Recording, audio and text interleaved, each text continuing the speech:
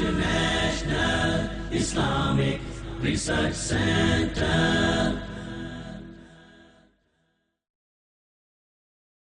سبيل الدموع سبيل مريح تنهد يا صاحي كي تستريح وبث الدعاء الخفي الصريح يسعك الفضاء.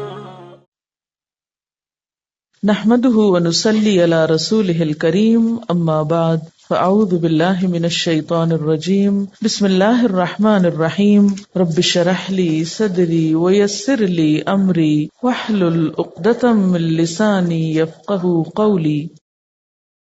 قد افلح المؤمنون الذين هم في صلاتهم خاشعون والذين هم عن اللغو معرضون والذين هم للزكاة فاعلون والذين هم لفروجهم حافظون إلا على أزواجهم أو ما ملكت أيمانهم فإنهم غير ملومين فمن ابتغى وراء ذلك فأولئك هم العادون والذين هم لأماناتهم وعهدهم راعون والذين هم على صلواتهم يحافظون أولئك هم الوارثون الذين يرثون الفردوس ہم فیہا خالدون.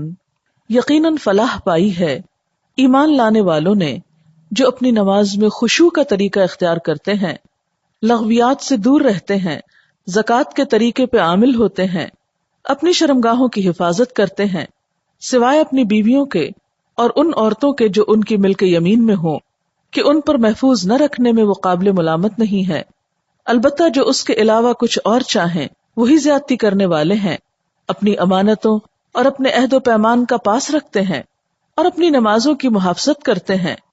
یہی لوگ وہ وارث ہیں جو میراث میں فردوس پائیں گے اور اس میں ہمیشہ رہیں گے. سورۃ المؤمنون کی 11 آیات آپ کے سامنے پڑھی گئی ہیں اور ان کا ترجمہ. آج ہم اس سورت کی ابتدائی آیات پر بات کریں گے اور ہمارا آج کا موضوع ہوگا نماز میں خشوع کیسے پیدا کیا جائے. عموماً لوگ شکایت کرتے ہیں یا پریشان ہوتے ہیں کہ ہم نماز تو پڑھ لیتے ہیں لیکن ہماری نمازوں میں خشوع نہیں آتا، یا نماز پڑھ کر سکون نہیں ملتا، یا نماز پڑھتے ہوئے دلوں میں بہت وسوسے آتے ہیں.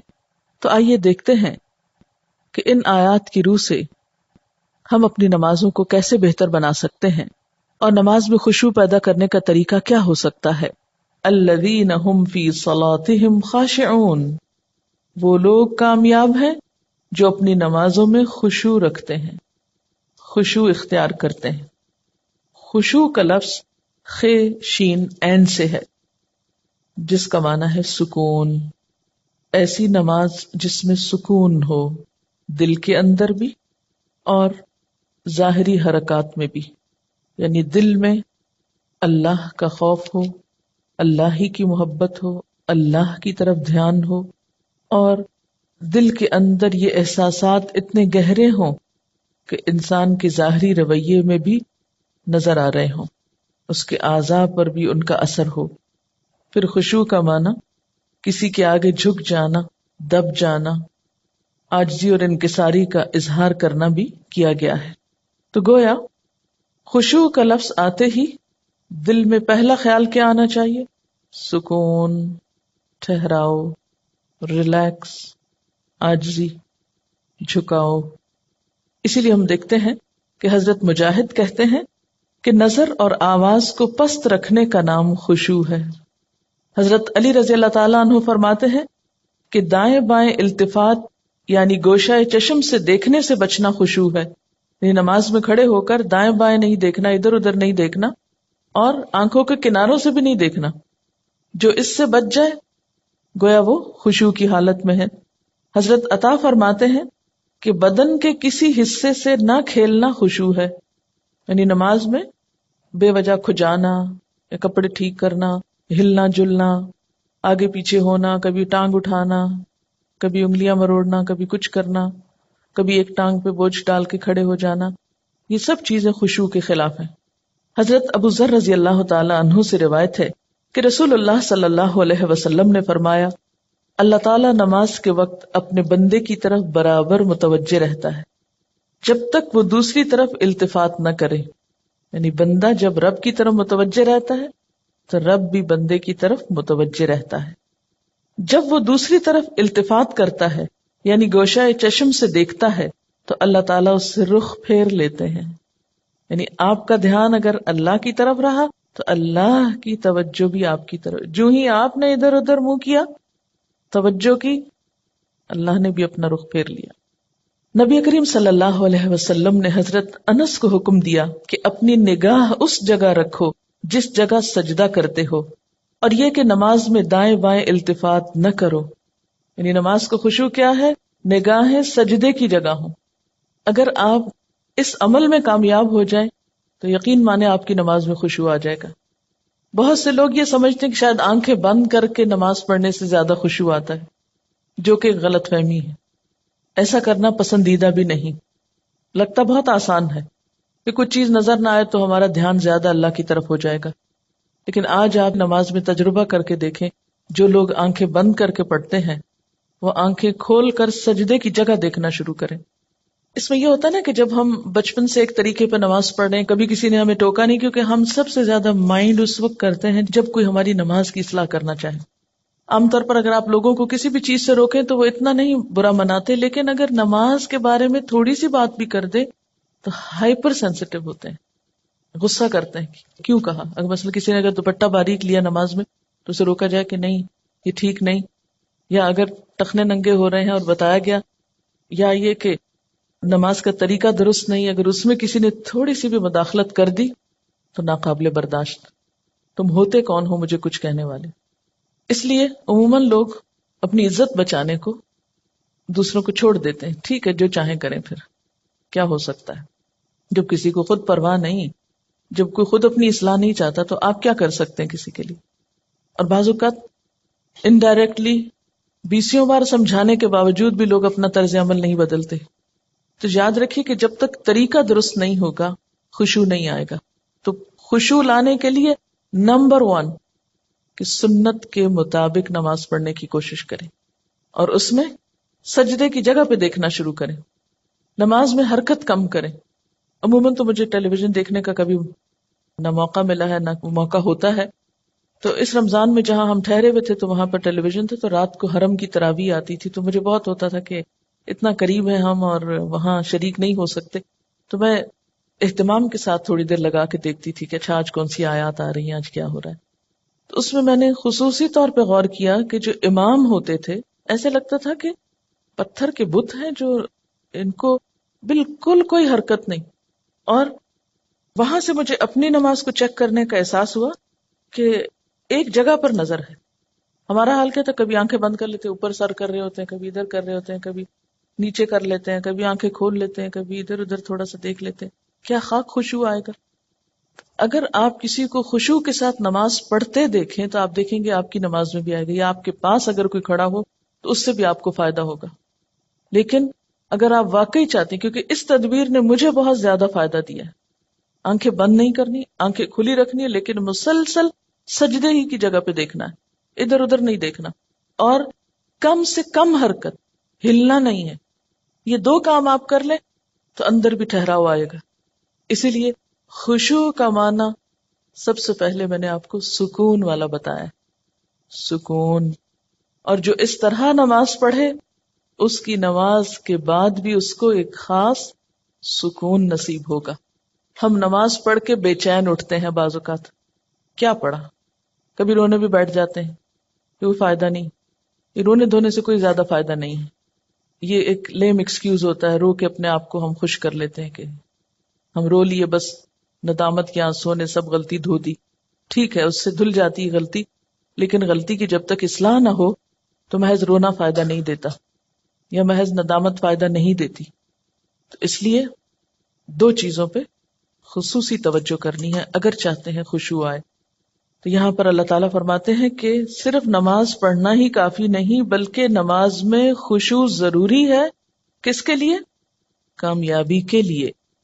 اسی لیے آپ دیکھیے کہ ایسی جگہ پر نماز پڑھنے کو کہا گیا ہے جہاں زیادہ آس پاس موومنٹ نہ ہو.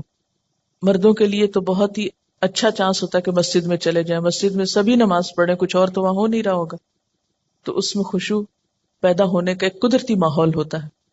لیکن عورتوں کے لیے کیا پسندیدہ ہے؟ جیسے حدیث میں آتا ہے کہ گھر کے اندر والے حصے میں، یعنی جتنا عام ایکٹیویٹی والے حصے کو چھوڑ کر آپ الگ تھلگ ہو کر نماز پڑھیں اتنا ہی اچھا ہے، کیونکہ اس سے کوئی بیرونی جو انٹرفیرنس ہے یا ڈسٹریکشن کے اسباب ہیں وہ نہیں رہیں گے، تو آپ کے لیے آسانی ہو جائے گی. تو جب ہم سکون کے فارمولے پہ عمل کریں گے تو لازمی طور پر پھر ہم نماز میں کچھ اور چیزوں کا بھی خیال رکھیں گے جو عموماً دیکھا گیا ہے کہ لوگ ان کا خیال نہیں رکھتے. تو کن چیزوں سے پھر بچنا ہے؟ مثلاً نمبر 1 ہلنا نہیں، نمبر 2 مختلف سمتوں میں جھکنا نہیں. کیسے؟ یعنی یہ نہیں کہ کبھی دائیں ٹانگ پہ کھڑے ہو جائیں کبھی بائیں ٹانگ پہ کھڑے ہو جائیں، یہ نہیں کرنا. ٹھیک ہے، اگر شروع میں آپ کو بہت لمبی نماز کی عادت نہیں تو مختصر پڑھنا شروع کریں لیکن ہلے بغیر. کپڑوں کو بار بار سمیٹیں نہیں، نہ ان کو جھاڑیں. ایسا دوپٹہ یا ایسا لباس نہیں پہنے کہ جو بار بار گرے اور بار بار آپ اس کو سمیٹنے میں مصروف ہوں. پھر اسی طرح جائے نماز کو درست طریقے پہ بچھائیں. یہ نہیں کہ نماز کے بیچ میں ہی آپ اسے ٹھیک کرنا شروع کر دیں. ایسی جائے نماز پہ کھڑے مت ہو کہ جو ہر دفعہ میں اکٹھی ہو جائے اور ہر دفعہ میں آپ اس کو سیدھا کر رہے ہوں. پہلے جو کھجور کے درختوں کے پتے ہوتے تھے ان کے جو جائے نماز ملتے تھے، اگر آج آپ کو میسر ہو اور اس پر نماز پڑھنے کی کوشش کریں تو آپ دیکھیں گے خشوع میں اضافہ ہوگا. بالکل ایک نیچرل میٹ ہوتا ہے نا، اس کی اپنی خوشبو بھی ہوتی ہے اور وہ اکٹھا نہیں ہوتا، اور اس پر آپ کے ہاتھ پاؤں سب جم جاتے ہیں. یہ جتنی مخملی جائے نمازیں آ گئی ہیں اتنی ہی نماز میں خشوع ختم ہو گیا. کبھی پاؤں پھسل رہے ہوتے ہیں، کبھی ہاتھ پھسل رہے ہوتے ہیں. جس چیز پر آپ نماز پڑھتے ہیں اس کو بھی درست کرنے کی ضرورت ہے، وہ بھی مددگار ہے. اسی لیے آپ صلی اللہ علیہ وسلم نے نماز کے وقت سامنے نقش و نگار اور جائے نمازوں کے اوپر نقش و نگار اور ان چیزوں کو ناپسند کیا ہے، کیونکہ یہ بھی نماز میں خلل انداز ہوتے ہیں. پھر اسی طرح تن کے بھی نہیں کھڑے ہونا چاہیے، یعنی بہت اکڑ کے نہیں کھڑے ہوں بلکہ نارمل نیچرل ریلیکس طریقے سے کھڑے ہوں. بہت اونچی قرات نہ کریں. مثلاً اگر آپ تہجد میں یا نفل کسی میں ذرا سا زیادہ تلاوت کرنا چاہتے ہیں بہت چیخ چلا کے نہیں کریں. یا کہیں آپ امامت کرا رہے ہیں تو اس صورت میں بھی قرات میں عاجزی ہونی چاہیے کیونکہ وہ بھی خشوع میں اضافہ کرے گی. اسی طرح گا گا کر تلاوت کرنا یہ بھی درست نہیں. مصنوعی تکلف سے تلاوت کرنا. پھر اسی طرح نماز میں جمائیاں لینا اور لیتے چلے جانا نہیں، ان کو کنٹرول کریں. اسی طرح جلدی جلدی کرنا، کیونکہ خشوع کیا ہے؟ سکون. اور سکون میں کیا ہے کہ آپ جب قیام کریں تو ہلنا بند کر دیں، رکوع کریں تو اتنی دیر رکوع کریں کہ جسم ہلنا بند کر دے. رکوع سے جب اٹھیں تو کھڑے ہو کر دوبارہ اتنا کھڑے ہوں کم از کم کہ آپ کا جسم ہلنا بند کر دے. پھر جب آپ سجدے میں جائیں ٹک جائیں اور اس وقت سر اٹھائیں جب تسبیحات پوری ہو چکی ہوں اور ہلنا بھی ختم ہو چکا ہو. یہ نہیں کہ آپ ایک کانسٹنٹ موومنٹ میں کھڑے ہوئے تو رکوع میں ہلتے ہلتے پھر کھڑے ہو گئے، پھر سجدے میں ابھی ہلنا بند نہیں تو پھر کھڑے ہو گئے اور پھر واپس پلٹ گئے. یہ ماری ماری نماز جو ہے جلدی کی، اس سے قطعاً خشوع نہیں آتا. خشوع کے لیے آپ کو ٹھہر ٹھہر کر آہستہ نماز پڑھنی ہوگی. اسی طرح اگر کوئی چیز نماز میں اذیت دے رہی ہو تو اس کو ہٹانا ضروری ہے، کیونکہ بعض اوقات جب ہم کہتے ہیں نا سکون اور ٹھہر جانا تو اس میں ہم ایسا ٹھہرتے ہیں کہ کوئی چیز اگر ہمیں اس میں پریشان کر رہی ہے، چبھ رہی ہے یا کوئی خارش ہو گئی یا کچھ، تو ہم اس کی طرف بھی توجہ نہیں دیتے. نتیجہ کیا؟ تو کچھ سمجھ نہیں آتا پڑھ کیا رہے. تو یہ ان نیچرل قسم کا سکون بھی طاری نہیں کرنا. اس میں کوشش کریں کہ کم سے کم موومنٹ سے اس سبب کو دور کر دیں. مثلاً اگر کہیں خارش ہوئی ہے تو ایک ہاتھ سے بس اس جگہ ہلکا سا دبا کے خارش کر دیں. یہ نہیں کہ ہلا ہلا کے خارش شروع کر دیں یا کہ بالوں کو سمیٹنا شروع کر دیں یا بالوں سے کھیلنا یا کپڑوں سے. یا بعض لوگ جیسے مرد حضرات حرم میں نماز پڑھ ہوتے تھے نا، تو وہ مختلف لوگوں کو دیکھ کے آپ اندازہ کر سکتے ہیں کہ کون کس طرح پڑھ رہا ہے نا، اور اس سے اپنے آپ کو کمپیئر کرتے ہیں کہ جب میں ایسی حرکت کروں تو میں بھی تو یہی لگتی ہوں گی. بعض لوگ داڑھی سے کھیل رہے ہوتے ہیں، بعض اوقات بال ٹھیک کر رہے ہوتے ہیں، بعض لوگ کپڑا ہی ٹھیک کرتے چلے جاتے ہیں. تو یہ ساری چیزیں جو ہیں ہل جل کی، یہ نماز کی خشوع میں اثر انداز ہوتی ہیں. پھر ایک اور مرحلہ ہے اور وہ ہے اندر کے خیالات اور سوچوں کا. بہت سے لوگ اس پر پریشان ہوتے ہیں.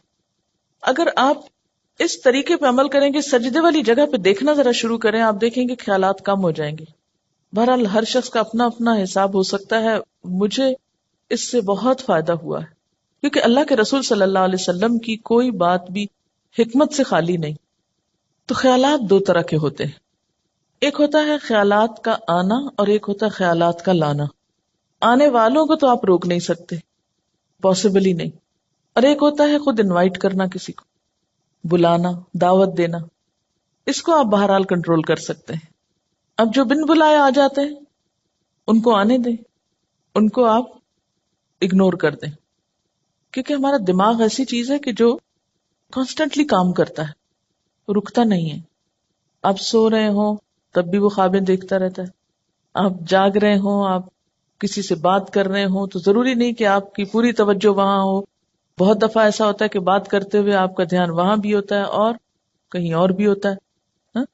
تو ان تمام چیزوں پر جو خیالات تو خود بخود آ رہے ہیں وہ آتے رہیں گے، اس کو نہیں آپ روک سکتے. مثلا کانوں کے اوپر تو آپ کیا کرتے ہیں، ہاتھ رکھ سکتے ہیں، آنکھوں کو بند کر سکتے ہیں، زبان بند کر سکتے ہیں، لیکن دماغ کے خیال کا کیا کریں؟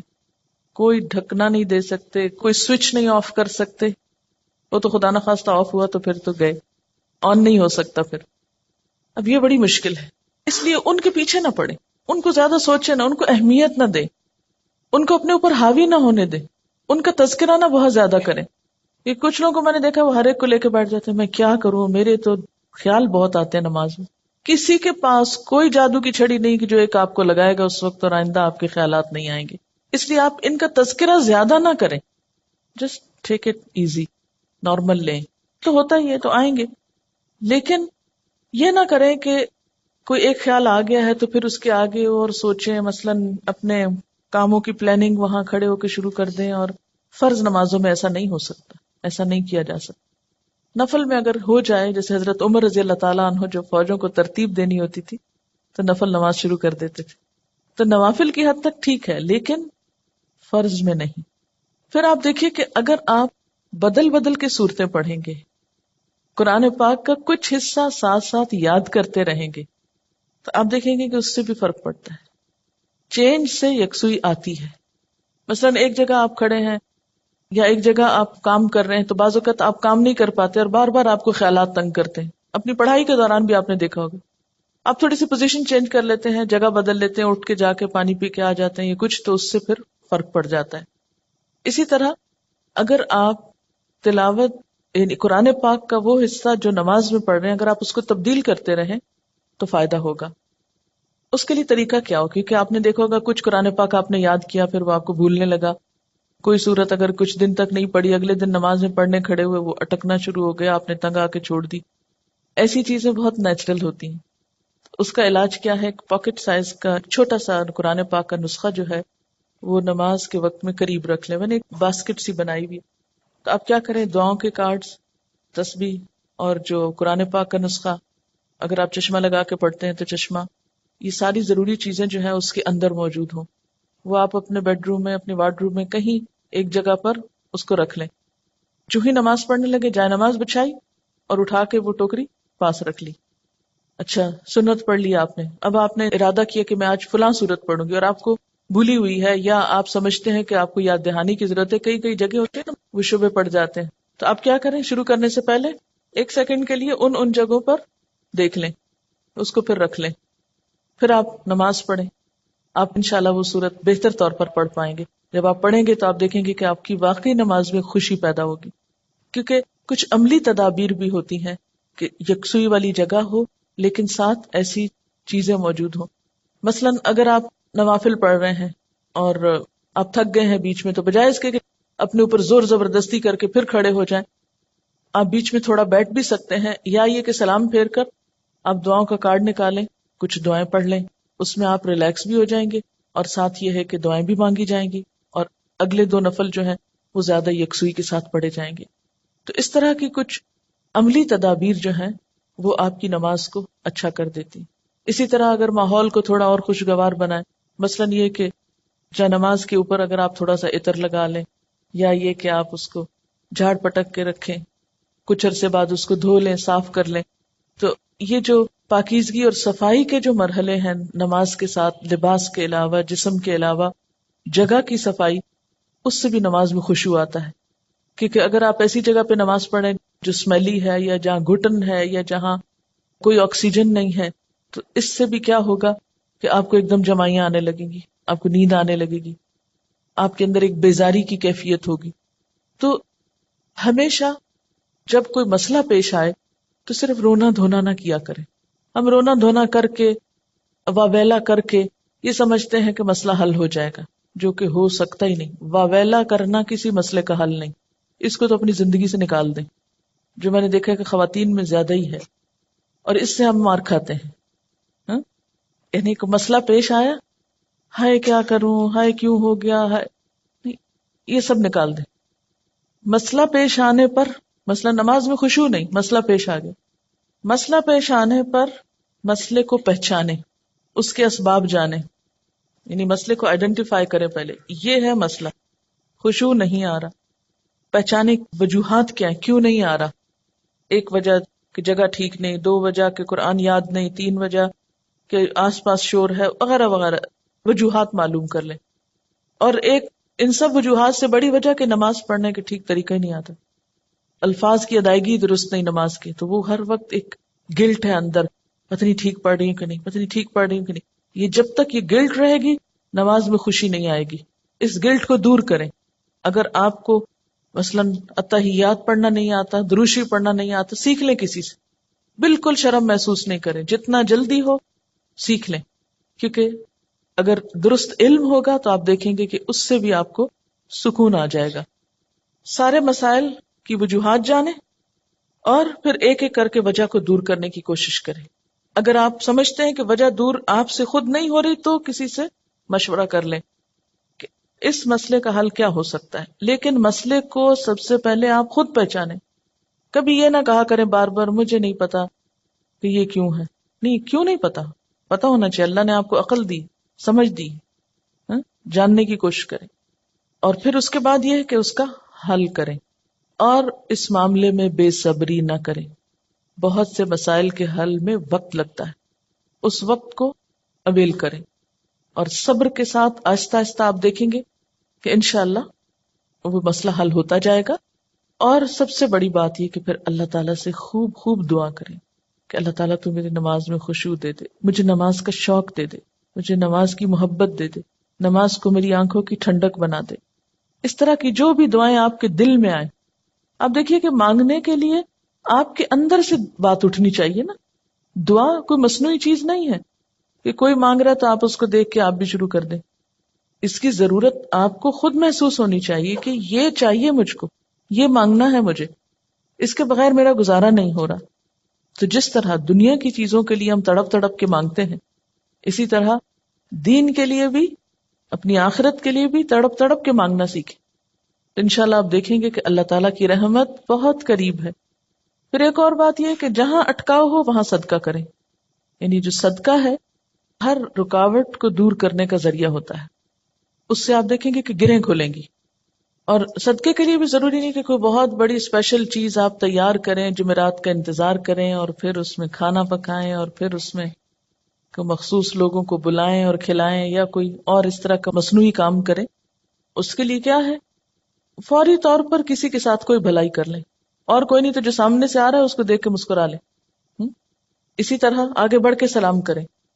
ان چھوٹی چھوٹی چیزوں میں دوسروں کی مدد جو ہے یہ سب صدقے کے کام ہے. اور ساتھ یہ ہے کہ پھر اللہ کے راستے میں مال خرچ کرنا، اپنی پسندیدہ چیز دوسرے کو دے دینا، اسی طرح کی چھوٹی چھوٹی چیزیں. تو آپ دیکھیں گے کہ وہ اندر کی گرہیں کھلیں گی نا تو باہر کی خود بخود کھلنے لگیں گی اور آپ ریلیکس ہو جائیں گے. اور اس خشوع کے ساتھ نماز جو ہے کامیابی کا ذریعہ ہے. اگرچہ مکمل کامیابی آخرت میں ہوگی، لیکن دنیا میں بھی آپ دیکھیں گے کہ آپ کو ہر مشکل کا حل، جیسے نبی صلی اللہ علیہ وسلم کا طریقہ تھا، کیا تھا کہ جب بھی آپ کو کوئی مشکل معاملہ پیش آتا فوراً نماز پڑھتے. وہ نماز پھر ایک بوجھ نہیں رہے گا. بخاری اور مسلم میں ہے، حضور صلی اللہ علیہ وسلم سے پوچھا گیا کہ سب سے زیادہ محبوب عمل اللہ کے نزدیک کیا ہے؟ آپ نے فرمایا نماز کو وقت پر ادا کرنا. پوچھا گیا پھر؟ فرمایا ماں باپ سے اچھا سلوک کرنا. پوچھا گیا پھر؟ فرمایا اللہ کی راہ میں جہاد کرنا. جہاد کرنا اگرچہ ضروری ہے لیکن وہ بعد میں ہے، پہلے اپنی نمازیں درست کر لیں اور وقت پہ پڑھیں. اور یہ جو وقت پہ پڑھنا ہے نا، اگر اس کی عادت ہو جائے تو آپ دیکھیں گے کہ آپ کے وقت میں برکت ہو جائے گی. ہوتا کیا ہے، نماز کا وقت ہو گیا نا، ہم ٹال رہے ہیں، نہ تو جو کام کر رہے ہیں وہ صحیح ہو رہا ہے ٹالنے کی وجہ سے، اور نہ نماز ہماری ٹھیک ہوگی پھر، کیونکہ جو نماز دیر سے پڑھی جائے گی اس میں خشوع ہو ہی نہیں سکتا. اگر آپ فجر کے آخری ٹائم پہ اٹھے ہیں کیسے خشوع آئے گا؟ ٹینشن تو یہی رہے گی کہ سورج نہ نکل آئے یا نکل نہ چکا ہو. کوئی بھی نماز جو تاخیر سے پڑھیں گے آپ، وقت گزار کے پڑھیں گے، وہ خشوع سے خالی ہو جائے گی، خود بخود آٹومیٹیکلی پھیکی ہو جائے گی. اس لیے کوشش کریں، یعنی اگر آپ خشوع لانا چاہتے ہیں تو پہلی کوشش کہاں سے شروع ہو کہ وقت پر، اور اول وقت میں. حضرت ابو درداء سے روایت ہے کہ رسول اللہ صلی اللہ علیہ وسلم نے فرمایا سب سے پہلی چیز جو امت سے اٹھ جائے گی یعنی سلب ہو جائے گی وہ خشوع ہے، یہاں تک کہ قوم میں کوئی خاشع نظر نہ آئے گا. بہت سے لوگ نماز پڑھیں گے مگر کوئی خاشع نظر نہ آئے گا. حدیث میں آتا ہے ایک مرتبہ نبی صلی اللہ علیہ وسلم نے ایک شخص کو دیکھا کہ نماز پڑھ رہا ہے، ساتھ ساتھ داڑھی کے بالوں سے کھیلتا جا رہا ہے. اس پر آپ نے فرمایا لو خشع قلبہ خشعت جوارحہ، اگر اس کے دل میں خشوع ہوتا تو اس کے جسم پہ بھی خشوع طاری ہو جاتا. ظاہری خشوع جب آتا ہے جب دل میں خشوع، دل اللہ کے آگے جھکا ہوا، اور اگر دل دنیا کی یادوں میں اور دنیا کے قصوں میں مشغول ہو تو پھر خشوع نہیں آ سکتا. خشوع کا لفظ بولتے ہی آپ کے ذہن میں کیا چیز آتی ہے؟ سکون، عاجزی. ایک لفظ میں ہو تو سکون اور دوسرے میں ساتھ ہی عاجزی بھی. سورۃ الانبیاء میں پیغمبروں کی صفات میں اللہ تعالیٰ فرماتے ہیں وَكَانُوا لَنَا خَاشِعِينَ، یہ سارے پیغمبر ہمارے لیے خشوع کرنے والے تھے. تو اس سے کیا پتہ چلتا ہے کہ خاشع ہونا جو ہے، عاجز ہونا اور اللہ کے سامنے عاجزی اختیار کرنا، یہ پیغمبروں کی صفات میں سے رہا ہے. سورۃ انبیاء کی آیت 90. اور اس میں بھی آپ دیکھیے کہ انہم کانوا یسارعون فی الخیرات ویدعوننا رغبا ورہبا وکانوا لنا خاشعین، کہ وہ بھلائیوں میں بہت جلدی کرتے تھے، یسارعون فی الخیرات، اور ویدعوننا رغبا ورہبا، رغبت کے ساتھ اور خوف کے ساتھ ہمیں پکارتے. حالانکہ وہ پیغمبر تھے پھر بھی محض رغبت نہیں تھی، خوف بھی ساتھ تھا. وَكَانُوا لَنَا خَاشِعِينَ، اور وہ ہمارے آگے جھکے ہوئے تھے. تو اس سے یہ پتہ چلتا ہے کہ نماز کے اندر خشوع صرف نماز میں ہی جھکنے کا نام نہیں، یا صرف نماز کی حد تک عاجزی اختیار کرنے کا نام نہیں، بلکہ اس کے علاوہ عام روزمرہ زندگی میں بھی یہ اخلاق پیدا ہونا چاہیے، یا عام روزمرہ زندگی میں بھی ہمارے اندر یہ کردار پیدا ہونا چاہیے. اب جب سکون کی بات ہوئی کہ کانوا لنا خاشعین، اور خشوع کا معنی اگر سکون کیا جائے اور عاجزی کیا جائے تو عملی زندگی میں کہاں کہاں یہ نظر آئے گا اور کس کس طرح ہوتا یہ کہ جب ہم نماز میں لطف اٹھاتے ہیں تو ایک نماز کا اچھا پڑھنا آئندہ کی نماز کے لیے خود بخود انتظار کی کیفیت پیدا کر دیتا ہے نا، کیونکہ آپ نے اس کو انجوائے کیا ہوتا ہے. اور اگر ایک نماز آپ نے خراب پڑھی تو اس کے بعد دل پہ بوجھ پڑتا ہے، اس بوجھ سے گلٹ آتی ہے، اور پھر انسان کہتا ہے کیا فائدہ، پتہ نہیں پچھلی کا کیا بنا، اب اگلی کیا پڑھوں. بس وہ ایک پھر ڈگمگانے کی اور کشمکش کی کیفیت پیدا ہو جاتی. تو ہر نماز اپنی جگہ اہم ہے، اور ہر نماز کے اندر ایسی کوشش ضروری ہے جو اگلی نماز کے لیے ایک تیاری بن جائے، یا ایک گراؤنڈ پریپیئر کر دے، یا اس کے لیے ایک بنیاد بن جائے. وہ خشوع صرف نماز میں ہی تو نہیں رہتا نا. نماز میں ایک کیفیت طاری ہوئی، اس کے بعد آپ عام زندگی میں لوگوں سے معاملہ کر رہے ہیں، تو اب اس میں کچھ کنٹینیوٹی ہونی چاہیے نا. ٹھیک ہے اس لیول کی تو نہیں، لیکن اس کا اثر زندگی کے دوسرے معاملات پر بھی پڑنا چاہیے، کیونکہ نماز جو ہے یہ ہماری پوری شخصیت کو ریفارم کرتی ہے، اس کی اصلاح کا سبب بنتی ہے. نماز کے اندر کی کیفیات باہر پر اثر انداز ہوتی ہیں، ٹھہراؤ آنے لگتا ہے نا. کسی کا کمنٹ ہے، 2 چیزیں اگر ہم خود میں پیدا کر لیں تو دین کے کام میں آسانی ہو جاتی ہے. ہر ماحول میں پرسکون بیٹھ کر دیکھنا اور ہر عادت اور طبیعت کے لوگوں سے ملنا اور نارمل رہنا، یہ ہے وہ تاثیر جو نماز کی خشوع سے آپ کے معاملات پہ پڑتی ہے نا۔ یہ لکھتی ہے کہ 2-3 مواقع جن کا مجھے تجربہ ہوا، ایک تو یہ کہ قریبی رشتہ دار کے انتقال پہ جانا ہوا، کچھ بتانے کی کوشش کی لیکن ایک معتبر خاتون نے سختی سے خاموش کرا دیا۔ میں نے اپنا قرآن لیا، پڑھتی رہی، سوچتی رہی اور واپس آ گئی۔ سوئم پہ گئی تو کتاب میرا جینا میرا مرنا ساتھ لے گئی، خالی صفحات پہ اپنا پیغام ہمدردی لکھا اور یہ کہ جو بھی یہ کتاب پڑھے دوسروں کو بتائے اور مرنے والے کے لیے مغفرت کی دعا کرے۔ یہ چھوڑ کر آ گئی، یعنی میسج کے ساتھ کتاب۔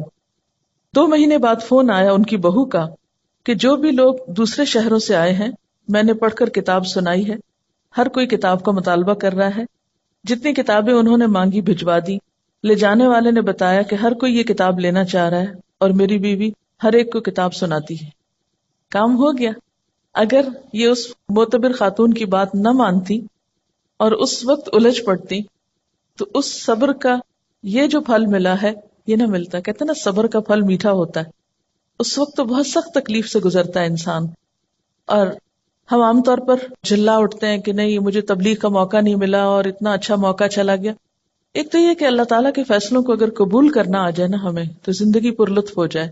موقع مل گیا الحمدللہ، نہیں ملا تو اس میں بھی کوئی مصلحت ہوگی ضرور، میں اس حال پہ بھی راضی ہوں، میں نے کوشش کر لی، اگر چانس نہیں ملا کوئی بات نہیں، لیکن کوشش نہیں چھوڑی۔ جب ہم جھلا اٹھتے ہیں اور اپسٹ ہوتے ہیں تو اس میں نقصان کیا ہوتا ہے کہ ہم پازیٹیولی کام کرنا چھوڑ دیتے ہیں، کوشش ترک کر دیتے ہیں۔ جب کوشش چھوڑتے ہیں تو اگلا نیکی کا موقع ختم ہو جاتا ہے، اور کوشش پر آمادہ رہنا اور صبر کی کیفیت بھی دراصل خشوع سے آتی، کیونکہ نماز بھی تو صبر کا نام ہے نا۔ یعنی آپ نے بولنا نہیں، آپ نے ادھر ادھر نہیں دیکھنا، آپ نے ہلنا نہیں۔ میں تو سمجھتی ہوں کہ ہلنے سے رکنا سب سے بڑا صبر ہے نماز کا، ورنہ باقی جتنی بھی کیفیات آتی ہیں نا ان سب کو ہم ہل جل کے وہ بیلنس کر لیتے ہیں۔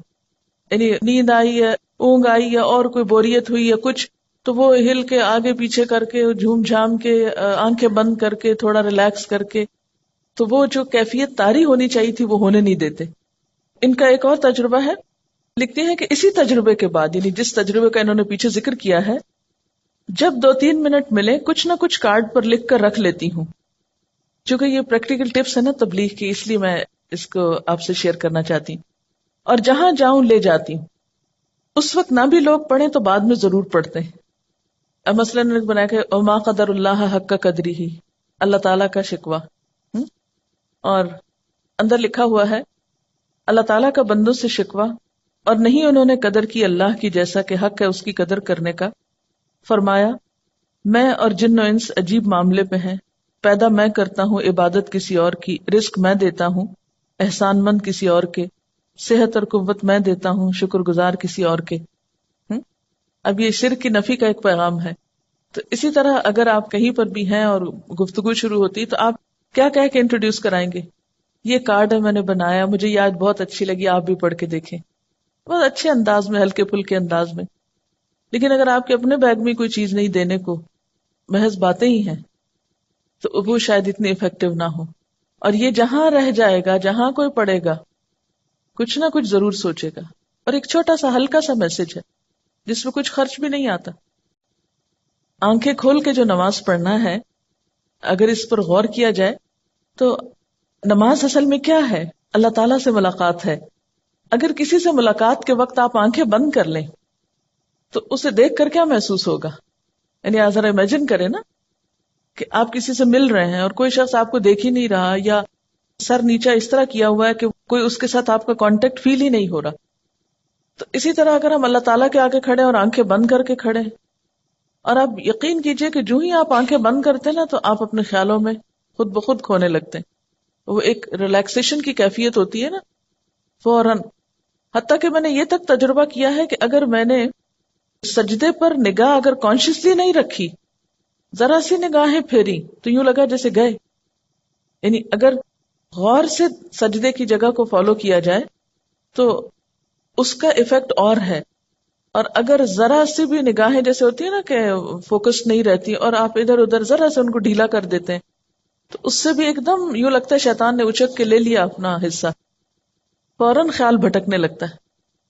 یعنی آنکھیں بند کر کے اگر آپ اپنی پوزیشن پہ بھی غور کریں، ابھی تجربہ کر کے دیکھ لیں، تو آپ دیکھیں گے کہ آپ اپنے بارے میں بھی لاسٹ ہو جائیں گے کہ آپ کی پوزیشن کیا ہے. تو کسی سے ملاقات کے وقت آنکھیں بند کر لینا یہ ملاقات کے ادب کے خلاف ہے.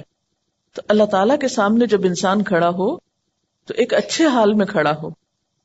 انسان کے اندر جب بے سکونی ہوتی ہے تو انسان پھر سکون لغویات میں تلاش کرتا ہے، پھر وہ لغو کی طرف مائل ہوتا ہے. لیکن جب اپنے ذات کے اندر ٹھہراؤ آ جاتا ہے، سکون آ جاتا ہے، تو پھر کیا ہوتا ہے؟ انسان کو ایسی چیزوں سے دلچسپی نہیں ہوتی، اس کا اس میں پھر دل ہی نہیں لگتا. نماز میں جب آپ سجدے کی جگہ پر دیکھتے ہیں تو اس میں آپ کا جو اپنی پوزیشن ہے وہ بھی بہت بیلنسڈ ہو جاتی. نہ تو آپ بہت زیادہ سر جھکا بیٹھتے ہیں، نہ آپ سر زیادہ اٹھا سکتے ہیں، یعنی بالکل ایک صحیح اینگل پہ آپ جا کے ادب اور احترام کے ساتھ کھڑے ہوتے ہیں. انسان کے اندر اللہ نے یہ رکھا ہے عبادت کا جذبہ اور جھکنے کا، لیکن انسان کی جو انا ہے اور سرکشی ہے وہ اس کو ختم کر کے رکھ دیتی. اصل میں نماز میں ایک طرح سے وہ آپ کی ایکسرسائز ہو رہی ہوتی ہے نا، سکون سے کام کرنے کی بھی، کیونکہ موجودہ دور کی جو زندگی ہے اس میں ہر طرف حرکت ہی حرکت ہے، شور ہی شور ہے، ہنگامہ ہے. آج کے دور کی زندگی ایک فاسٹ لائف ہے نا، ایک ہنگامہ خیز زندگی. اس میں شعوری سکون حاصل کرنے کے یا شعوری سکون کی کیفیت طاری کرنے کے موقع بہت کم آتے ہیں. ایک ہوتا ہے نا کہ نیچرلی آپ کو ایک انوائرنمنٹ مل جائے پیسفل. نماز بھی آپ پڑھتے ہیں تو آپ کو محنت لگتی ہے سکون طاری کرنے کی، اپنے اندر ایک خاموشی اور ایک ٹھہراؤ پیدا کرنے کی. تو جب نماز کے اندر آپ کنسنٹریشن اختیار کرتے ہیں یا کنسنٹریشن لانے کی پریکٹس کرتے ہیں تو اس سے آپ کی زندگی میں جو دوسرے کام ہیں ان میں بھی آپ کو کنسنٹریٹ کرنے کا بہتر موقع ملتا ہے. یعنی ایک کنسنٹریشن ایکسرسائز بھی ہے یہ. بہت سے طالب علم کیا یہ سوال نہیں کرتے کہ ہم پڑھتے ہیں لیکن ہمارے خیالات ہی ادھر ادھر بھٹکتے رہتے ہیں؟ اس لیے کہ ہمیں بچپن سے ایسی کوئی ایکسرسائز کرائی ہی نہیں گئی. بچوں کو جب ہم نماز شروع کراتے ہیں تو ہم صرف اس پہ ہی خوش ہو جاتے ہیں کہ وہ 2-4 سجدے ڈالنے لگ گئے ہیں، یہ نہیں کوشش کرتے کہ ان کو اس طرح سکھائیں. اگر آپ سب اپنے اپنے گھر میں یا آس پاس جو بھی ہو بچوں کو نماز پڑھتا دیکھیں، صرف پیار سے چھوٹی سی بات کریں کہ نماز میں آپ نے صرف اس جگہ دیکھنا ہے. میرے خیال ہے کہ بچوں کے اندر بھی جو ہائپر ایکٹیویٹی ہے، ہر وقت اچھل کود ہنگامہ، اس کو بھی اس طرح کنٹرول کیا جا سکتا ہے کہ اگر دن میں 5 دفعہ وہ ٹک کے ایک جگہ چاہے چند لمحوں کے لیے ہی وہ دیکھیں ایک خاص مرکز پر. آپ کو پتا کہ ہپنوٹائز کرنے کا طریقہ کیا ہوتا ہے؟ ایک نقطے پہ دکھاتے ہیں نا، ایک نقطے پہ کہتے ہیں کہ دیکھتے جاؤ دیکھتے جاؤ دیکھتے جاؤ. یہ جو ہائپر ایکٹیویٹی یا بے چینی کا جو ہے یہ پورے دنیا اس کا شکار ہو رہی ہے، اور پاکستانی قوم کو بھی اگر آپ دیکھیں اوور آل تو ہم ایون کلاس میں اکثر دیکھتی ہوں تو میں کہتی ہوں نا کہ آپ اسٹل ہو جائیں تھوڑے تاکہ آپ پڑھ سکیں.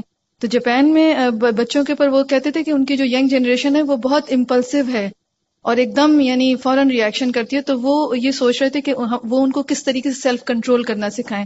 اور اس میں انہوں نے آف کورس کچھ ریسرچز کر کے کہا تھا کہ اگر یہ صبح میں کوئی ردم والی چیز بآواز بلند پڑھیں اور نیچر کے زیادہ قریب جائیں.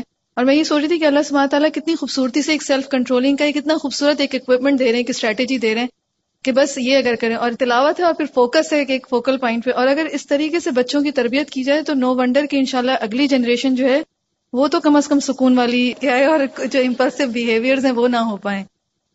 خشوع کا اثر ہمارے باہمی قریبی تعلقات پر بھی پڑنا چاہیے.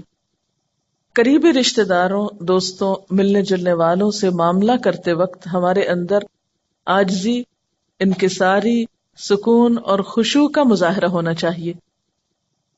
جب انسان قرآن پڑھنے لگتا ہے یا دین کی طرف آتا ہے تو لازمی طور پر دل میں ایک ہلچل پیدا ہوتی. جیسے پانی کے اندر آپ ایک پتھر پھینکتے ہیں تو اس سے ایک شور اٹھتا ہے، پھر آہستہ آہستہ وہ پتھر نیچے اترتا ہے، تہہ میں جا کے بیٹھتا ہے، پھر وہ جم جاتا ہے وہاں، پھر اس پر کائی آنے لگتی ہے، پھر اگر کوئی اس پہ پاؤں رکھے وہ تو پھسل سکتا ہے لیکن وہ اپنی جگہ سے نہیں ہلتا. تو بالکل اسی طرح ہمارے اندر بھی ایک ایسا سکون اور ایک ایسی کیفیت آنی چاہیے کہ ہم کسی کی بات کے جواب میں کسی کے ساتھ معاملہ کرتے وقت ایسا نیگیٹو ریئیکشن شو نہ کریں کہ دین کی ایک بدترین مثال پیش کریں. ایمان کے لطف اور حلاوت محسوس ہوتی ہے نا ان آیات کو پڑھ کر. یعنی اس خشوع کا اثر زندگی پر پڑنا چاہیے نا. نماز میں کیا ہوتا ہے؟ دل میں اللہ کی یاد ہے، زبان پہ اللہ کا ذکر ہے اور ایک ٹھہراؤ ہے. تو بالکل اسی طرح نماز کے بعد بھی جب ہم زندگی کے عام معاملات اختیار کرتے ہیں تو اس میں بھی ہمارے دل میں اللہ کی یاد ہونی چاہیے، خاموش لمحات میں اس کا ذکر ہونا چاہیے، اور اس کے علاوہ ہمارے پوری شخصیت کے اوپر ایک ٹھہراؤ نظر آنا چاہیے. یعنی یہ سکون ہمارے چہروں پر، ہماری چال میں، ہمارے معاملات میں، ہماری ہر چیز میں محسوس ہونا چاہیے. تب ہم اسلام کے صحیح نمائندے ہوں گے. پیس یعنی ایک اپنے آپ کو ٹیسٹ کرنے کا مقام بھی ہے یہاں پر. افلاح اور فلاح میں کامیابی دنیا اور آخرت دونوں کی ہے. تو دنیاوی اعتبار سے کامیابی کا مطلب یہ نہیں ہے کہ ہم دنیاوی اعتبار سے کسی بہت بڑے سٹیٹس کے حامل ہو جائیں. اصل کامیاب انسان وہ ہے کہ جس کے اپنے اندر سکون اور جس کی زندگی میں ایک خاص قسم کا وقار ہے. وہ کہیں پر بھی ہے، من پسند حالات میں ہے یا ناپسندیدہ حالات میں ہے، لیکن وہ ٹھہرا ہوا ہے. طوفان آ رہا ہے، آندھی آ رہی، کچھ آ رہا ہے، وہ ٹھہرا ہوا ہے، وہ پرسکون ہے، اس میں ایک جماؤ ہے. یہ ہے دراصل کامیابی. یعنی آخرت کی کامیابی تو کل پتہ چلے گی، لیکن آج اپنے آپ کو ٹیسٹ کر کے دیکھیں کہ کیا یہ کیفیت پیدا ہو رہی ہے. اس میں پھر آپ دیکھیں گے اس کا اثر آپ کی گفتگو پر بھی پڑے گا، آپ کے معاملات پہ پڑے گا، لین دین پہ پڑے گا، حتیٰ کہ لسننگ کی ہیبٹ جو ہے اس پر بھی پڑے گا کہ ہم سکون سے سنیں گے. ورنہ کیا ہوتا ہے، آدھی بات سنتے ہیں اور آدھی بات سننے سے پہلے ہی جواب بھی شروع کر دیتے ہیں، اور یہاں سے معاملات میں گڑبڑ اور جھگڑے شروع ہو جاتے ہیں.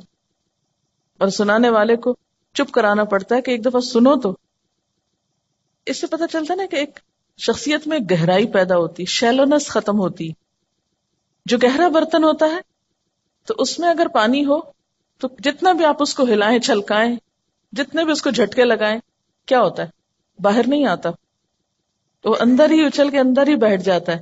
لیکن جب شیلو برتن ہوتا ہے، کم گہرا ہوتا ہے، تو تھوڑا سا پانی بھی اس کے اندر نہیں ٹک کے رہتا، فوراً باہر چھینٹے آتے ہیں. خشوع کے ساتھ پھر روب بھی آتا ہے. حضرت عیسیٰ علیہ السلام کے بارے میں آتا ہے نا کہ وجیہن فی الدنیا والآخرہ، تو پھر وہ ایک وجیح شخصیت جو ہے وہ جنم لیتی. اب آپ دیکھیں کہ اتنی ساری صفات ہیں، سب سے پہلے خشوع کا ذکر کیوں آیا؟ کیونکہ اگر یہ پیدا ہو گیا تو باقی چیزیں خود بخود پیدا ہوتی جائیں گی. نماز میں اگر وہ خاشع ہیں تو عملی زندگی میں جتنی بھی ٹیمپٹیشنز ہیں، جتنی بھی ڈسٹریکٹ کرنے والی چیزیں ہیں، ان سے وہ بچنے کی صلاحیت ان کے اندر پیدا ہو گئی. اسی لیے لغو سے بھی اعراض کر رہے ہیں، کیونکہ اگر نماز میں خشوع نہیں تو لغو سے بچا نہیں جا سکتا. پھر جب لغو سے بیزاری ہوتی ہے تو کچھ کرنا تو ہے، اس لیے ہم للزکاۃ فاعلون، تزکیہ کے کاموں کی طرف ان کی سرگرمیاں بڑھ جاتی، اچھائی اور بھلائی اور خیر کے کاموں میں سرگرم ہو جاتے ہیں. پھر ان کی خاص ذاتی زندگی میں بھی بہت طہارت اور پاکیزگی ہے، پاک دامنی ہے، حیا ہے. باوجود اس کے کہ معاشرے کے اندر حرام طریقے موجود ہیں سیٹسفیکشن کے، لیکن وہ ان سب سے اجتناب برتتے ہیں، اور جس چیز کو اللہ نے ان کے لیے جائز اور حلال قرار دیا وہ اسی سے جم کے رہتے ہیں. کیونکہ صبر ہے نا، جس شخص کے اندر خشوع نہ ہو، صبر نہ ہو، وہ صرف حلال تک پھر رہ ہی نہیں سکتا. اس کی نگاہ بھی خیانت کرے گی، اس کا دل بھی خیانت کرے گا. اسی لیے آپ دیکھیں گے پھر آگے امانت اور عہد کی پابندی، امانت اور عہد کا پاس رکھنا. امانتوں کی ادائیگی جو ہے اس میں بھی آپ دیکھیں گے کہ ٹھہراؤ کی ضرورت ہے. مثلا امانت میں خیانت جو ہے وہ صرف مال کی نہیں بلکہ مثلا نگاہ کی خیانت. اگر آپ کے اپنے دل میں ایک چین ہے، ایک سکون ہے، تو آپ ادھر ادھر نگاہیں نہیں اٹھائیں گے، حرام چیز کی طرف آپ نگاہ نہیں لے جائیں گے.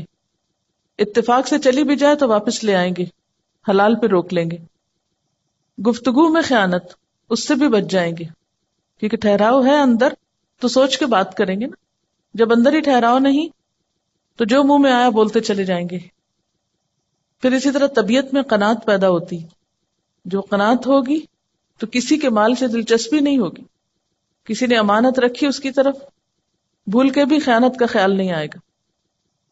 پھر امانت میں یہ چیز بھی ہے کہ جو چیز اپنے لیے پسند کرو وہی دوسرے کے لیے. جیسے المستشار مؤتمن، مشورہ جس سے لیا جائے وہ امانت دار ہوتا ہے. جس کے اپنے اندر ٹھہراؤ ہوگا وہی دوسرے کو اچھا مشورہ دے گا، دوسرے کے لیے خیرخواہی اور بھلائی کے جذبات رکھے گا. الدین والنصیحہ، دین سراسر خیرخواہی کا نام. اور اگر آپ کے اپنے اندر وہ سکون نہیں، وہ سوچنے سمجھنے کی صلاحیت نہیں، تو دوسروں کے معاملے میں آپ کے فیصلے بے صبری پر مبنی ہوں گے، جس کی وجہ سے آپ بار بار خیانت کا مرتکب ہو سکتے ہیں. پھر اسی طرح اپنی ڈیوٹیز کو پورا کرنا، یہ بھی ایک ٹھہراؤ والا شخص ہی کر سکتا ہے، ورنہ اپنی ذمہ داریوں کے اندر بھی خیرخواہی نہیں ہو سکتی. عہد کی پابندی بھی وہی کر سکتا ہے جس کے اندر ایک ٹھہراؤ ہو، جو رک کے سوچ سکے. عام طور پر عہد کی پابندی کیوں نہیں ہو پاتی؟ کیونکہ ہم بھولتے رہتے ہیں ہر وقت. یہ بہت زیادہ بھولنے کے سلسلے بھی ٹھیک ہے، حافظے کی خرابی ایک الگ چیز ہے، ایج فیکٹر الگ چیز ہے، بیماری الگ چیز ہے، لیکن ایک عام نارمل انسان ہر عہد کر کے کیوں بھول جائے؟ اس لیے کہ وہ فوکسڈ نہیں ہے، وہ اپنے کاموں میں، اپنی زندگی میں آرگنائزڈ نہیں ہے. اور پھر اینڈ دوبارہ اسی پر کہ والذین هم علی صلواتہم یحافظون. پیچھے صلاتہم آیا، یہاں صلوات جمع کا صیغہ ہے، ساری نمازوں کی حفاظت کرتے ہیں. یعنی صرف خشوع پر ہی فوکس نہیں، بلکہ نماز سے متعلق جتنی بھی چیزیں ہیں ان سب کے بارے میں کانشیس ہوتے ہیں. جیسا کہ آپ سب کو معلوم ہے کہ مارکیٹ میں جو ہے نا وہ سکسیس لٹریچر بہت زیادہ اویلیبل ہے کہ کیسے بہت زیادہ سکسیسفل بنے، اور ویسٹ میں بہت زیادہ اس پر کام ہوا ہے کیونکہ وہ لوگ کامیاب ہونا چاہتے تھے. ہم لوگ تو چونکہ احساس ہی نہیں ہے اس لیے ہم کامیاب بھی نہیں ہونا چاہتے تھے. انہوں نے بہت ریسرچ وغیرہ کی ہے، تو میں نے اتفاق سے کچھ ایک آدھ کتاب پڑھی ہے اس سے متعلق. تو اس میں یہ ہے کہ سائیکالوجسٹ کی ریسرچز اور بہت سارا انہوں نے سالوں سال ریسرچ کر کے بہت ساری ڈفرینٹ چیزیں انہوں نے، کسی نے کہا 7 لائز of success, 7 keys of success, 7 habits of highly effective people, this and that. لیکن اور اس کے اندر وہ کہتے تھے کہ آپ کو ایموشنلی، آپ کو مینٹلی اتنا اسٹرانگ ہونا چاہیے کہ آپ کو دنیا کوئی کچھ بھی کہے تو آپ اندر سے اتنے سیکیور ہوں کہ آپ کو کوئی آپ کو ہلا نہ سکے، بلکہ آپ اپنے مقاصد پہ فوکس کریں. اور ایک جو سائیکالوجسٹ جو یہودی تھا وکٹر فرینکل، اس نے بھی یہ کہا تھا کہ آپ کے کوئی بھی کام جو آپ کو اسٹیمیولس ہوتا ہے اور آپ کے رسپانس سے پہلے آپ رکنا آپ کو ضروری ہے، اور یہ اللہ سبحانہ تعالیٰ نے انسان کے اندر رکھا ہے. لیکن میں ہمیشہ یہ سوچتی تھی کیسے ہوگا، جیسے وہ کہتے تھے کہ اپنی ذات پر آپ کو فوکس کرنا ہے اور دوسروں کو نہیں دیکھنا ہے اپنی. تو اب یہ کیسے، یہ کام کیسے ہو؟ ہمیشہ وہ ایک کوشچن مارک رہ جاتا تھا کہ ٹھیک ہے انہوں نے بتائی ہوئی ٹپس، لیکن وہ اس چیز کا ویکیوم پورا نہیں کرتی تھی مجھے کبھی بھی، کہ مجھے اس کا ایک طرح سے وہ کی پوائنٹ مل گیا نا، لائک دس واز دا کی وچ واز مسنگ. کہ اچھا اگر سکسیس شروع کرنی ہے تو اس کا پہلا اسٹیپ تو یہی ہوگا کہ while you are saying your prayers you should focus on Allah subhanahu wa ta'ala ذات and whatever you are doing. اور لائک جیسے فزیکلی اگر ہم کر رہے ہیں تو ایک سجدے کی جگہ کو ہم فوکس کریں. اس فوکس کرنے سے اب اگر آپ دیکھیں کہ وہ جو اسٹلنس ہے، میں نے ایک کتاب پڑھی تھی اس میں تھا کہ آپ کی فزیکل اسٹیٹ جو ہے وہ آپ کی مینٹل اسٹیٹ کو جنم دیتی ہے. یعنی جس فزیکل اسٹیٹ میں آپ بیٹھے ہیں، جیسے آپ لوگوں سے بھی کئی دفعہ میں نے بات کی ہے کہ اسٹریٹ بیٹھے ہیں تو آپ ایکٹیو فیل کریں گے، آپ کا برین وہی ہارمون سیکریٹ کرے گا. تو جب فزیکلی آپ نے کانسنٹریٹ کیا ہوا ہے تو برین جو ہے نا، نو ونڈر برین آپ کو وہی والے میسیجز دے گا کہ you are still, you are focused. اور پھر اس سے جو جیسے کہ ایک نماز، جیسے ابھی بات ہوئی کہ ایک نماز دوسری نماز کی جو ہے وہ ایک طرح سے بیس بنتی ہے، اور دنیا کے جو دوسرے معاملات میں ان کی بیس بنتی ہے. تو جب انسان کی تمام توجہیں ایک فوکس پہ آ جاتی ہیں اور وہ غافل ہونے سے بچا رہتا ہے، ورنہ کیا ہوتا ہے ہم نے ادھر دیکھا ہم فوراً غافل، اور اس سے جو نا آپ ایک دم ایک الرٹ پوزیشن میں جب ہم اپنے معاملات کر رہے ہوتے ہیں تو اس وقت بھی ہم ایسے ہی کانشیس رہتے ہیں. کانشیس کا وہ لیول ڈیولپ ہوتا چلا جاتا ہے، اور پھر انسان پھر اپنے ہر چیز میں، جیسے بھی بات ہوئی ایک ایک چیز میں، تو مجھے لگ رہا تھا دیٹ از دا بیس کہ خشوع کا ڈیولپ ہونا جو ہے نا وہ ہمیں اس کو ایک کانشیس لیول پہ جو ہے نا اپنے آپ کو چیک کرنا ہے کہ خشوع کا لیول کیسے ڈیولپ ہو، اور اس کو کوشش اس کی 5 نمازوں میں یہ کانسٹنٹلی کام ہو رہا ہے. تو اللہ سبحانہ تعالیٰ ہمیں دیکھیے کس لیول تک پہنچانا چاہتے ہیں.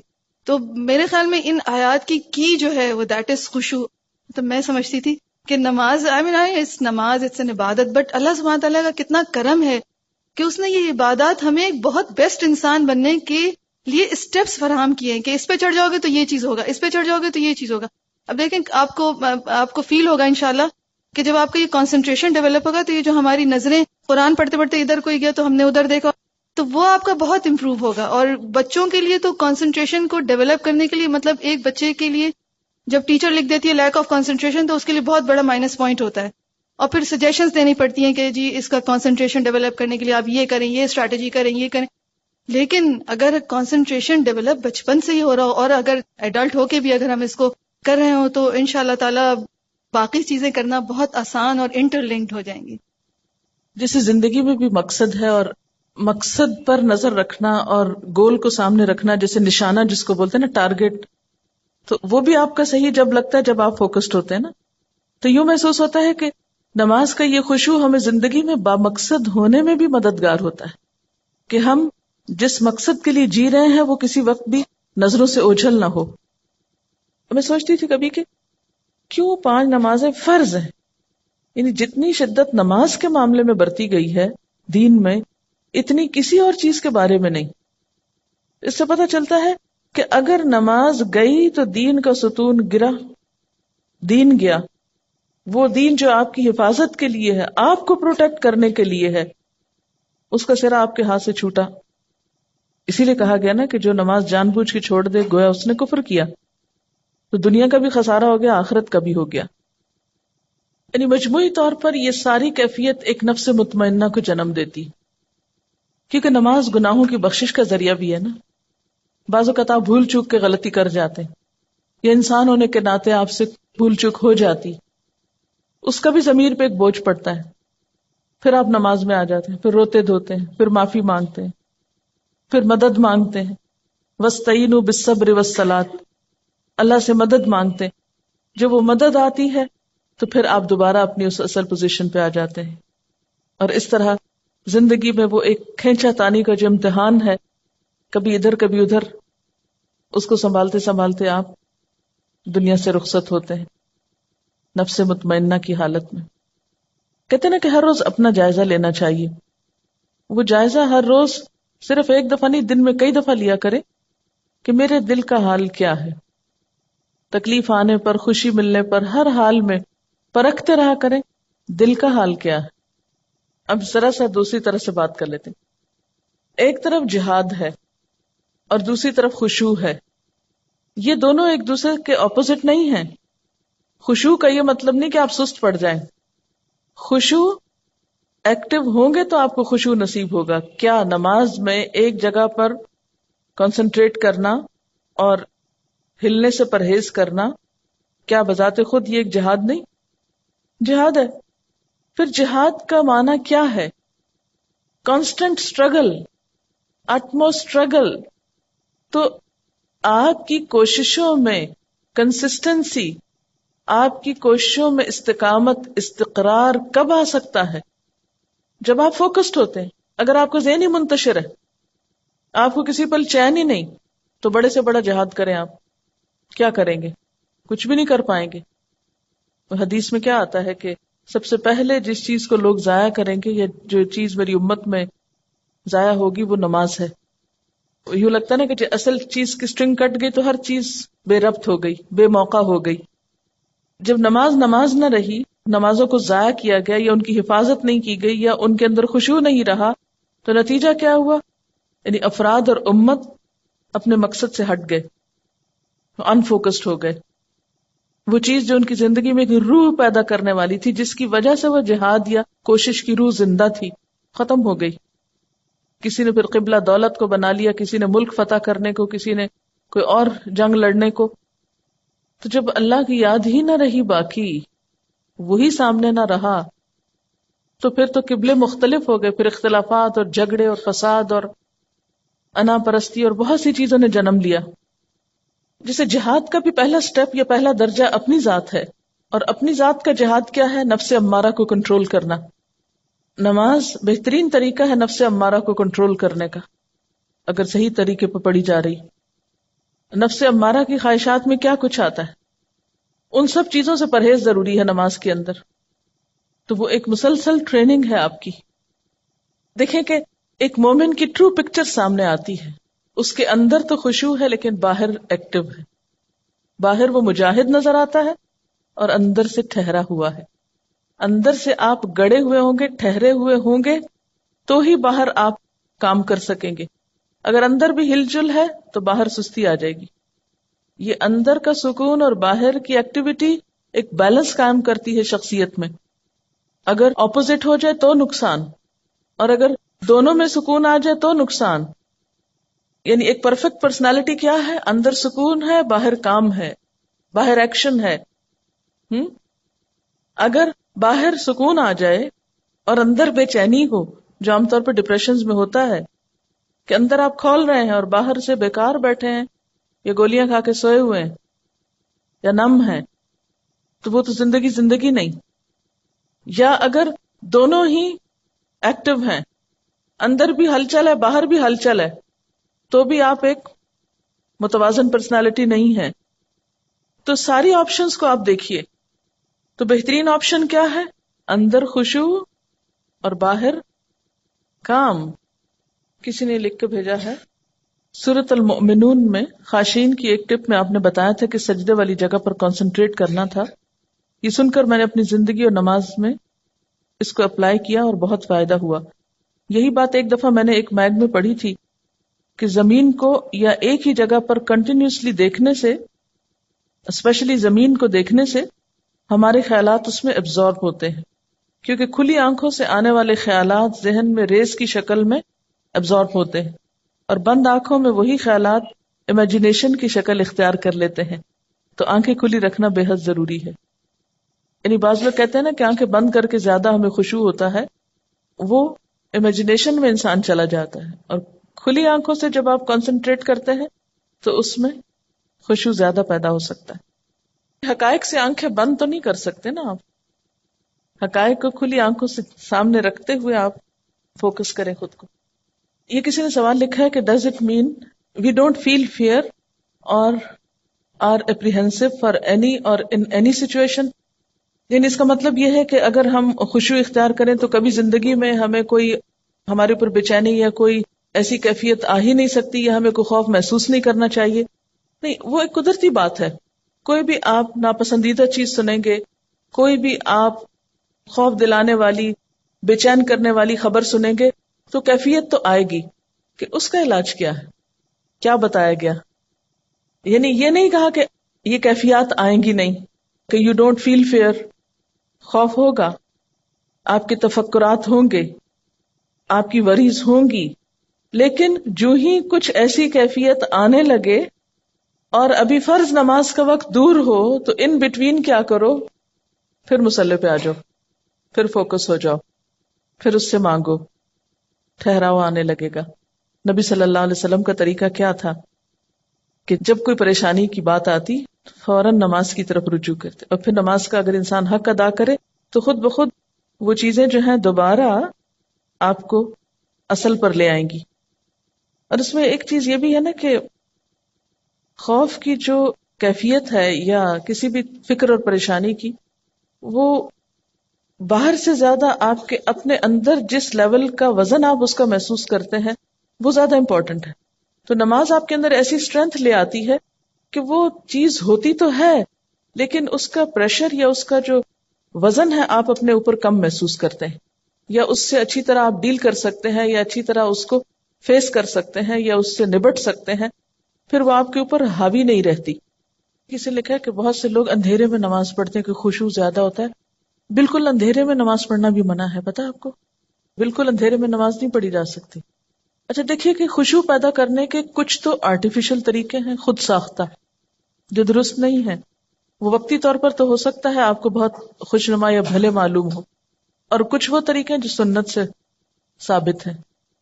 اور آپ دیکھیے کہ احسان کی کیفیت بھی جبھی آ سکتی ہے کہ ان تعبد اللہ کأنک تراہ, کہ تم اللہ کی عبادت ایسے کرو گویا تم اس کو دیکھ رہے ہو. آنکھیں بند کر کے تو نہیں دیکھ رہے ہو نا. فإن لم تکن تراہ فإنہ یراک. تو آخری بات یہ ہے کہ ظاہری خشوع جب آتا ہے جب دل میں خشوع، دل اللہ کے آگے جھکا ہوا، اور اگر دل دنیا کی یادوں میں اور دنیا کے قصوں میں مشغول ہو تو پھر خشوع نہیں آ سکتا۔ وآخر دعوانا ان الحمد للہ رب العالمین۔ سبحانک اللہم وبحمدک نشہد ان لا الہ الا انت نستغفرک ونتوب الیک۔ والسلام علیکم ورحمۃ اللہ وبرکاتہ۔ سبيل الدموع سبيل مريح، تنهد يا صاحي كي تستريح.